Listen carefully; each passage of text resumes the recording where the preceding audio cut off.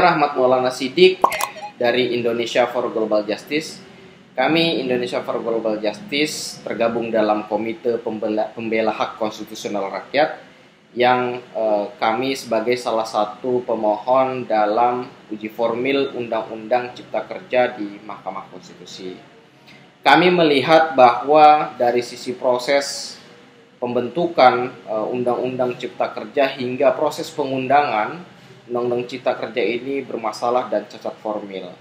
Dimulai dari komposisi pembentukan Satgas Omnibus Law yang terdiri dari 127 orang itu didominasi justru oleh kalangan pengusaha dan pebisnis.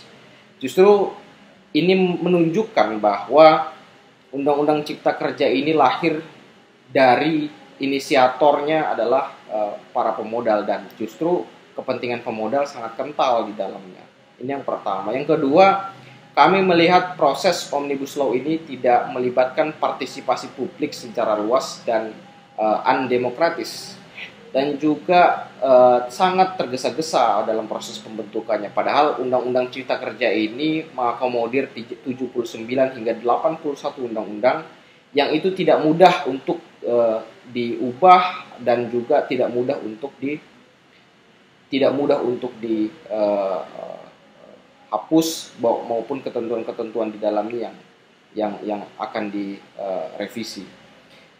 Jadi proses yang tergesa-gesa ini menunjukkan bahwa adanya tekanan-tekanan sebetulnya dalam proses pembentukan undang-undang ini. Salah satunya dari World Trade Organization atau WTO atau Organisasi Perdagangan Dunia yang meminta agar supaya Indonesia lebih fleksibel terhadap ketentuan impor pangan dan pertanian di Indonesia, membuka pangsa pasar lebih luas bagi ketentuan impor pangan dan pertanian di Indonesia. Dan itu terbukti dalam Undang-Undang Cipta Kerja justru meliberalisasi pangan dan pertanian dengan membuka akses seluas-luasnya bagi impor pangan dan pertanian di Indonesia.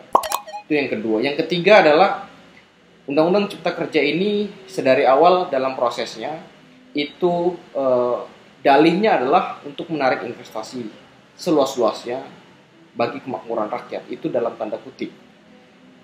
Kami melihat bahwa kita tidak kekurangan untuk memberikan keistimewaan bagi investor. Kita pernah dan bahkan sudah memberikan keistimewaan kepada investor melalui perjanjian bilateral investment treaty. Tapi kemudian perjanjian itu terbukti pada tahun 2014 hingga 2016 terbukti merugikan perekonomian negara dan mengancam kedaulatan negara dan rakyat. Akhirnya beberapa perjanjian yang saya ikuti bahwa ada yang dihapus dan karena merugikan perekonomian negara dan mengancam kedaulatan negara. Dan ini justru diulangi dalam Undang-Undang Cipta Kerja dengan dalih untuk memberikan keistimewaan kepada investor dan untuk menarik investasi seluas-luasnya. Ini kekeliruan yang diulangi dan kekeliruan yang dilakukan secara berulang-ulang tanpa ada hal yang signifikan bahwa yang menunjukkan bahwa investasi itu masuk ke Indonesia. Nah, dari proses yang tidak demokratis dan lebih menguntungkan atau lebih mementingkan kepentingan para pemodal itu, maka kami berharap Mahkamah Konstitusi itu berpikir jernih dalam memutus Undang-Undang Cipta Kerja ini supaya batal demi hukum dari sisi proses dan lain-lain. Dan kita melihat bahwa Undang-Undang Cipta Kerja ini atau Mahkamah Konstitusi harus tegas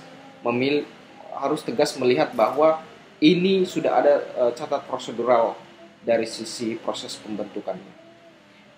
Saya ingat betul bahwa Mahkamah Konstitusi pernah melakukan putusan atau pembatalan terhadap suatu undang-undang. Itu terjadi pada Undang-Undang Sumber Daya Air, Undang-Undang Koperasi yang saat itu nuansanya sangat korporasi bukan koperasi, dan juga Undang-Undang Ketenagalistrikan yang sangat syarat dengan privatisasi. Dan lahirnya Undang-Undang Cipta Kerja ini tidak jauh berbeda dengan undang-undang yang pernah dibatalkan oleh Mahkamah Konstitusi itu secara keseluruhan. Maka kami meminta Mahkamah Konstitusi untuk membatalkan Undang-Undang Cipta Kerja ini secara keseluruhan hingga aturan-aturan turun. Demikian.